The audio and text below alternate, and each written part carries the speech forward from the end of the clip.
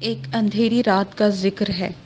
ایک لکودک بیاباں میں ایک چھوٹے سے ٹیلے پر دو باز بیٹھے تھے۔ ایک نے دوسرے سے کہا کہ بھائی، آخر ہم کب تک پہاڑوں میں سر ٹکراتے پھریں گے؟ چلو شہر کی طرف اڑ چلیں اور شہزادوں اور نوابوں کے ہاتھوں پر بیٹھیں۔ راتوں کو بجلی کی روشنی میں محفوظ مقام میں رہیں اور دن کے وقت شاہوں اور امیروں کے ساتھ شکار کھیلتے پھریں۔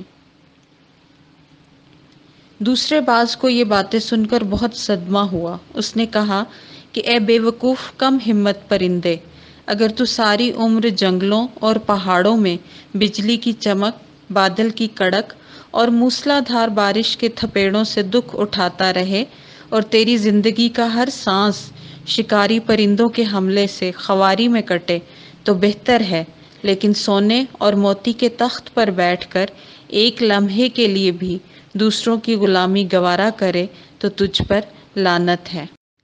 جنگل میں ایک وحشی گھوڑے نے اپنے باپ سے کہا کہ میں تو جنگل کی زندگی سے تنگ آ گیا۔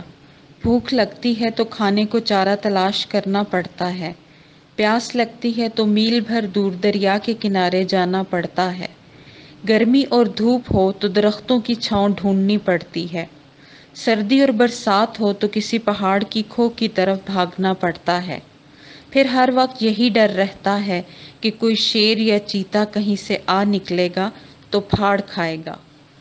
میں تو شہر جا کر کسی یکے یا ٹانگے کا حصہ بننا چاہتا ہوں۔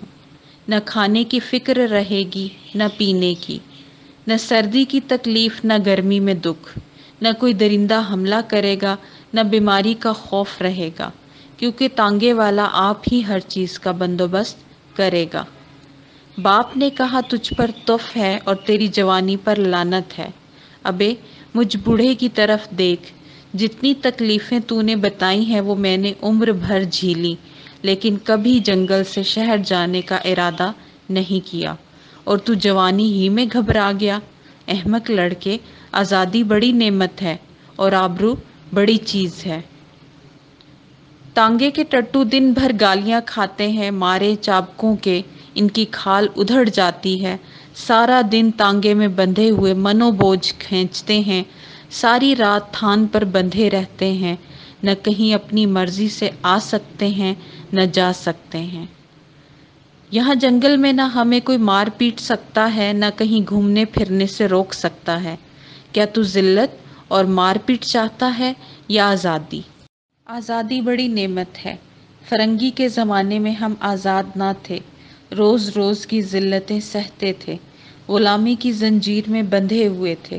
اب ہم آزاد ہیں، ہماری اپنی حکومت ہے، ہمیں کھانے پینے کی تکلیف ہوگی تو اسے خود ہی دور کریں گے، ہم پر کوئی دشمن حملہ کرے گا تو خود ہی آگے بڑھ کر اس کا سر توڑ دیں گے۔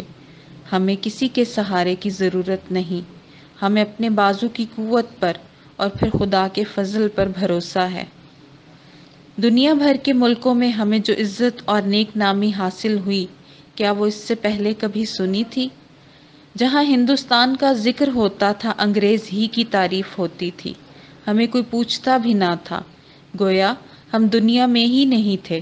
سچ ہے، غلامی کی زندگی موت سے بدتر ہے۔